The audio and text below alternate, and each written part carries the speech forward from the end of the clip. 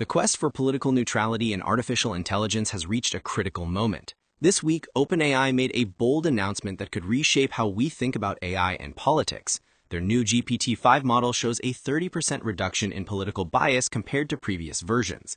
But is this a genuine breakthrough in AI fairness or a carefully calculated move in a high-stakes political and regulatory environment? Let's dive deep into what this really means.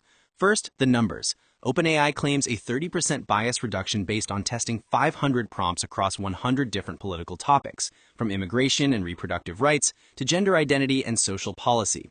They tested each topic with 5 variations, ranging from conservative-charged prompts to liberal-charged prompts, with neutral versions as controls. The company's model behavior division, led by Joanne Yang, found that both GPT-5 Instant Mode and GPT-5 Thinking Modes showed what they call improved bias levels and greater robustness to charged prompts. Most impressively, they claim that less than 0.01% of real-world ChatGPT responses now show any signs of political bias. But here's where it gets really interesting. OpenAI measured 5 specific types of bias: user invalidation, user escalation, personal political expression, asymmetric coverage, and political refusals. This comprehensive approach suggests they're taking the bias problem seriously from multiple angles. However, the expert response has been cautious, and for good reason. Daniel Kang from the University of Illinois Urbana-Champaign immediately pointed out that political bias is notoriously difficult to evaluate, and warned against accepting these results without independent verification. Stanford University's Institute for Human-Centered AI went even further, noting that achieving true political neutrality in AI systems might be theoretically and practically impossible because neutrality itself is inherently subjective. Think about it. What seems neutral to one person might appear biased to another depending on their political perspective. And here's a crucial red flag. OpenAI hasn't released their complete dataset, evaluation rubric, or specific prompts used in testing.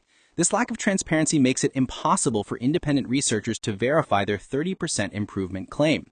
It's like a pharmaceutical company claiming a new drug works 30% better, but refusing to show their clinical trial data. Now let's talk about the political context, because timing is everything.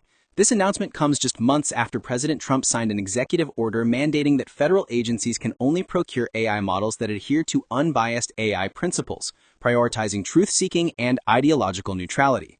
That executive order specifically targeted concepts like diversity, equity, and inclusion, characterizing them as ideological bias rather than factual accuracy. And guess what? OpenAI's research tested 8 categories, including culture and identity and rights and issues, themes that align perfectly with the areas targeted by the administration's policy. This timing is likely not coincidental. With OpenAI maintaining its $500 billion valuation as the world's most valuable private company, positioning themselves as politically neutral could be crucial for securing government contracts and navigating the coming regulatory landscape. There's another fascinating detail in OpenAI's research. Bias appeared more frequently in responses to strongly charged liberal prompts compared to conservative ones. This finding alone raises important questions about what we're actually measuring when we talk about political bias. So, what are the real strategic implications here? First, this positions OpenAI favorably for government contracts under the new unbiased AI principles. Second, it creates a competitive advantage as the first major AI company to systematically address political bias concerns. Third, it demonstrates regulatory preparedness as governments worldwide grapple with AI governance. But the critical question remains, is this genuine technical improvement or strategic positioning for market advantage? The answer is probably both. OpenAI likely has made real progress on bias reduction, but they're also smartly positioning themselves for a future where AI neutrality becomes a regulatory requirement. The broader implication is that we're seeing the emergence of neutral AI as a product feature in an increasingly polarized political climate. As AI becomes more integrated into our daily lives and decision-making processes, the ability to claim political neutrality could become as important as raw technical capability. The challenge, of course, is that true neutrality might be an impossible goal. As the Stanford research showed, users across the political spectrum interpret identical AI responses differently based on their own ideological leanings. One person's neutral answer is another person's biased response. So where does this leave us? OpenAI's 30% bias reduction claim represents an important step forward in addressing AI fairness, but it's just the beginning of a much longer conversation about what neutrality really means in artificial intelligence and who gets to define it. What do you think? Is a 30% bias reduction meaningful progress, or is true political neutrality in AI an impossible goal?